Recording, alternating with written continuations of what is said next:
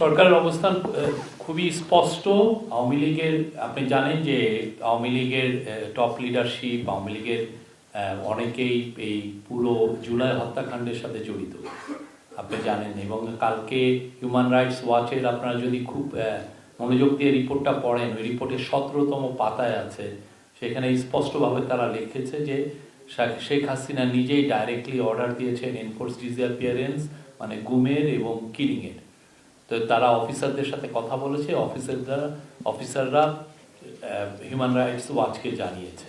তো যেই পার্টি দেখেন এত বড় একটা হত্যাকাণ্ড হলো বাংলাদেশের ইতিহাসে, একদম আপনার আমার চোখের সামনে দিয়ে বাচ্চা বাচ্চা ছেলে মেয়েদেরকে খুন করা হলো, এবং অনেক কত শশ ছেলে চোখে অন্ধ হয়ে গেছে, অনেকে সারা জীবনের জন্য ক্রিপল হয়ে গেছে। তো তারপরে এদের মধ্যে তো কোনো অনুশোচনা নাই, রিমোর্স নাই, রিগ্রেট নাই। এবং আপনি ওদের যদি ওয়ার্ডিং দেখেন, তারা আরও মিথ্যা কথা বলছে যে 3000 পুলিশ মারা গেছে। কত বড় জালিয়াতি, কত বড় মিথ্যা কথা। বাংলাদেশে যতদিন না তারা ক্ষমা চাচ্ছে, যতদিন না তাদের এই লিডারশিপকে ট্রায়ালের মধ্যে আনা হচ্ছে এবং তাদের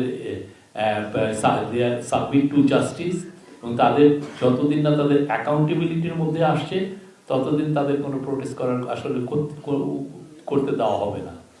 প্রোটেস্ট কোনো ধরনের কোনো, বাংলাদেশের মানুষকে আগে তাদেরকে আগে বিচারের সম্মুখীন হতে হবে। আমাদের স্পষ্ট অবস্থান এখানে।